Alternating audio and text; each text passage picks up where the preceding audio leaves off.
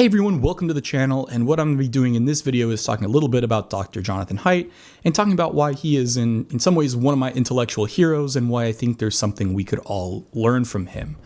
Now when I say defense, I don't mean he really needs any defense from me, which is a relatively unknown channel, and he definitely didn't say or do anything stupid that he needs to apologize for. And I think that whole idea of like, oh, I don't need to take this person seriously because they might have said or done something that I disagree with is maybe misguided. I understand, but at the same time, I think we should be working towards trying to be as charitable as possible. So even if he had done or said something stupid, which he didn't, that still wouldn't necessarily be a reason not to take him seriously, at least not initially. So Dr. Haidt, he's considered one of the most influential living psychologists, and he is also one of the most highly cited researchers when it comes to moral psychology, which is actually a relatively new field, kind of taking moral philosophy and psychology and applying it to moral reasoning. And he's come up with this thing called moral foundations theory with a few other people that just basically goes into what are the basic moral principles that we have in psychology, and how does this sort of show up in our everyday lives in social situations. David Mickix calls him the high priest of heterodoxy. He has an article about that. And part of the reason I think it's useful for me to read Dr. Haidt's work and maybe the people watching this channel is that I don't agree with all his premises. In particular, he's an atheist, although I guess technically he's an agnostic from what I can tell from what he's written. So obviously there's going to be difference of opinion because I'm a Christian. But it's interesting that even though we come at things with different premises, Dr. Haidt and I ended up actually coming to some very similar conclusions about the value of charity and about sort of how we think scholarship should be done, or ways in which I think universities could do a better job promoting the university as a place where scholarship can be done, especially for students. And I'll talk a little bit more about that in a second. And here's a great quote from Peter Werner. Dr. Haidt is trying to heal our divisions and temper some of the hate, increase our wisdom and understanding, and urge us to show a bit more compassion toward one another. And we'll get into that in a second. Now, when it comes to the popular sphere, not necessarily his academic work, but in sort of day-to-day life, he's famous for 3 books. The first is The Happiness Hypothesis, which came out in 2006. The next is The Righteous Mind, which came out in 2012, which was my favorite of his books and is one of the best books I've probably ever read. Even though, once again, I don't necessarily agree with all of it, I still think it was so worth reading. It's one of the books I really recommend to a lot of people. And then last but not least, the one that's perhaps the most influential nowadays is The Coddling of the American Mind. I actually read his books in reverse order. I read The Coddling of the American Mind first, then The Righteous Mind, and then The Happiness Hypothesis because I enjoyed the other two. And he has a forthcoming book coming out called Life After Babel, which is kind of talking about basically how it's like with social media and the way we filter the information that's coming to us, we're almost like living in like the Tower of Babel, like the story of the Tower of Babel. We're basically living in this world where we're almost not even speaking the same language anymore. And what happens when we live in a world like that, where we kind of don't have any shared symbols or stories or even language anymore. That's kind of what that book's going to be looking at. It should be coming out this year, but we'll see. I got this funny email the last time I emailed Dr. Haidt, and it was Jonathan Haidt is unavailable indefinitely at the insistence of lawyers for Penguin Press. He's entered a writer's protection program and has encased himself in an electronic bubble and cannot emerge until he hands in a book manuscript for Life After Babel. So pretty funny, pretty goofy. I like that. But yeah, so he's working on that, and that should be coming out soon. So some of the things that I've seen are, for instance, John Warner's critique of Coddling of the American Mind. And I've read some of Dr. Warner's stuff, and I think he makes some good points, but I want to defend Coddling of the American Mind from some of these points that Dr. Warner makes. So Dr. Warner brings up Excellent Sheep by William Dershowitz, who is a professor at Yale, and Dr. Haidt did his undergraduate degree in Yale in philosophy. So kind of cool they have that thing, and he's Dr. Warner is saying, no, I don't think students are coddled. I think they live in this place of scarcity, and here's Excellent Sheep. So Excellent Sheep is a great book.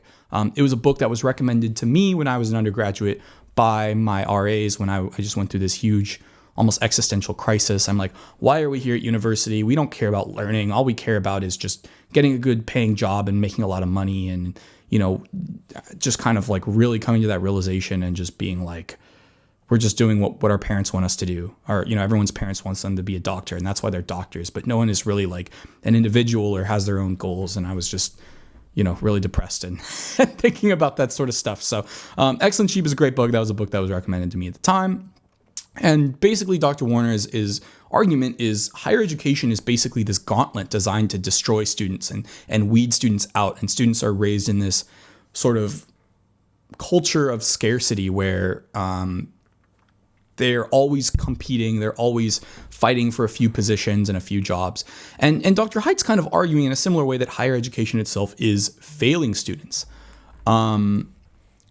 But why not both scarcity and coddling? Why not both the premises of Excellent Sheep, which I agree with, and also that to do this, to kind of in this, what students' demands are, there is this sort of level of coddling as well. And I think that's really the main question. I think Dr. Warner is setting up a false dichotomy, in my opinion, between these two. And really, there could be elements of both going in. And I think both Coddling the American Mind and Excellent Sheep are both books that are worth reading. Excellent Sheep does a great job sort of defending the humanities. And even though I'm a STEM researcher, I do see a lot of value in the humanities and got a lot of out of Excellent Sheep as well. So that's kind of what I wanted to say to Dr. Warner's critique. And I'll say from my own perspective, when I was an undergraduate from 2014 to 2018, I noticed a culture shift in my campus as well. And this is before I even know who Dr. Haidt was or had read any of his work. I definitely noticed that it felt like higher education, at least at my university, was switching from this teaching model to this customer service model. And it makes sense with this increasing cost of higher education. What ends up happening is students are no longer seen as students, but they're basically seen as customers. They're paying a lot of money. And you kind of have this idea of rather than we're here to teach students this stuff and give them an education, it's like students are paying us so much money that we need to start catering to their needs. And you can argue that that's problematic. I think there are some elements of it that are positive where faculty and universities are listening to students and what students find important, but also I think to a certain extent it's like, well, to a certain point, you're wanting to go to college for a specific reason, to get an education from other people, and maybe by switching to this customer service model, we're not encouraging as much open-mindedness from our students. And there are other issues going on, grade inflation, teaching to a test, where in high school in particular, students are taught to just do well on things like standardized tests, which have these very measurable metrics as opposed to teaching people as individuals, ballooning administrations, which include administrative costs, social media. So there are a lot of things going on. But I think my response to John Warner's critique of coddling would be, I don't think any of this necessarily refutes any of the points Dr. Haidt is making. If anything, he's just saying, yeah, and this in particular. And honestly, just addressing personal attacks is just not even worth the time and space. I think it's easy to spin a narrative that Dr. Haidt is some sort of conservative sympathizer, that he's basically like, he finds good ideas, from conservatives, even though he tended to be more liberal, although he's probably right down the middle, and that he's just all for the status quo and doesn't really care about making any changes. But I don't think that's true. Dr. Haidt, he doesn't want college to be a torture chamber, and I think he cares very deeply about his students. And he's won lots of teaching awards. And this is a man who literally stopped taking antidepressants so he could remember students' names better and do a better job of teaching. He's literally putting his own well-being off to the side so that he can better teach students in this very sacrificial sort of way.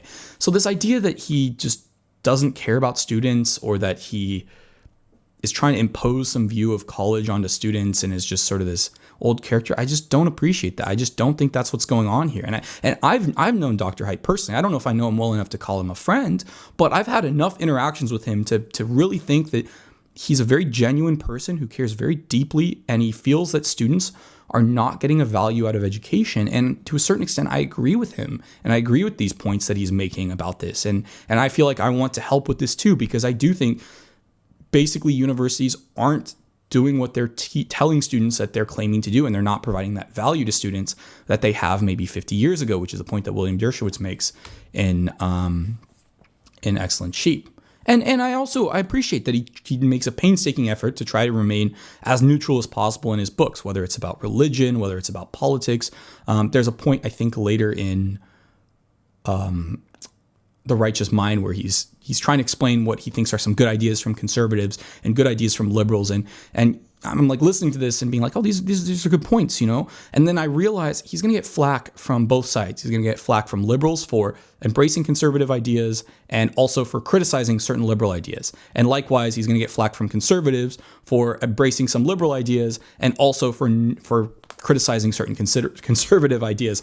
So you kind of get this from all sides. But I think if we stop and we listen and we stop taking these particular sides and stop feeling like academia is this ideological battleground and instead say, hey, rather than it being this place where we're fighting for being right, we see this as this smorgasbord of different ideas and we just choose the ones that work best and not feel like we're tied to some ideological position because of where we were born or where we live. So that's sort of my 2 cents on it. And I think part of this too is just because he has a background in philosophy. His undergraduate degree is in philosophy. So this idea of listening to ideas and being charitable and trying to avoid these logical fallacies of character attacks and these sorts of things, I think they've served him well. And they've certainly served me well, even though I don't really have much of a background in philosophy.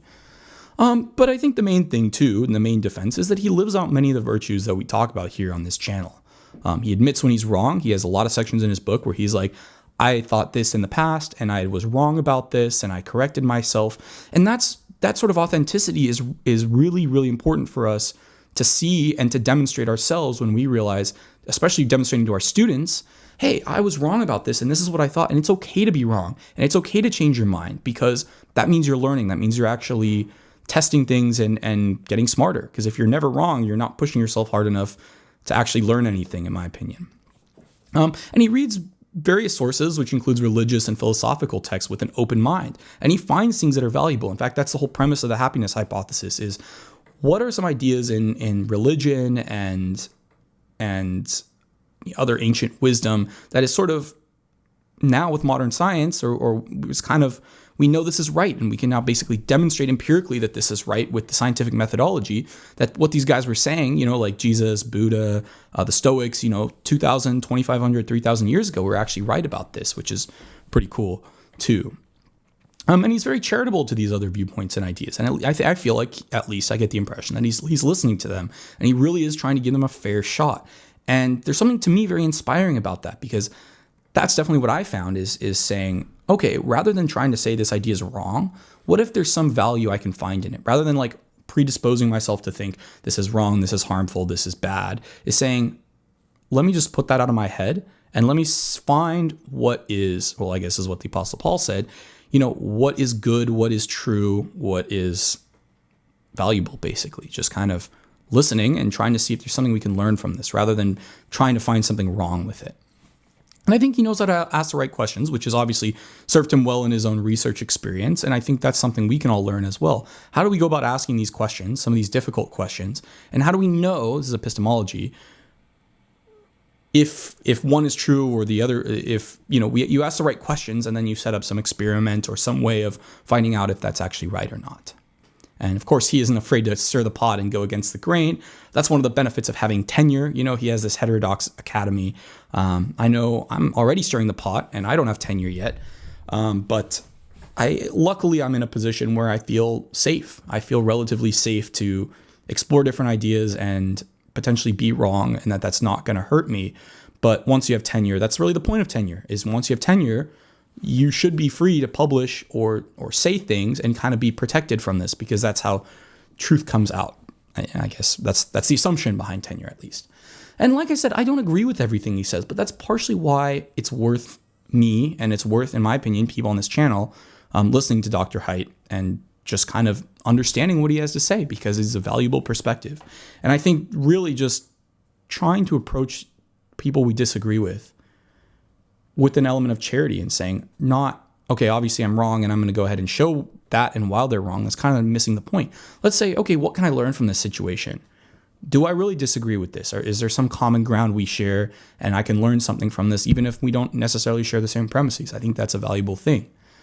And at the very least, if you're listening to Dr. Haidt or you're reading his books, whether you're a fan of him or not, at least take his points seriously, because like I said, I've definitely learned a lot from him, and I think other people would do well to approach with that sort of perspective as well. Anyway, thank you guys so much for watching, and I'll see you in the next video.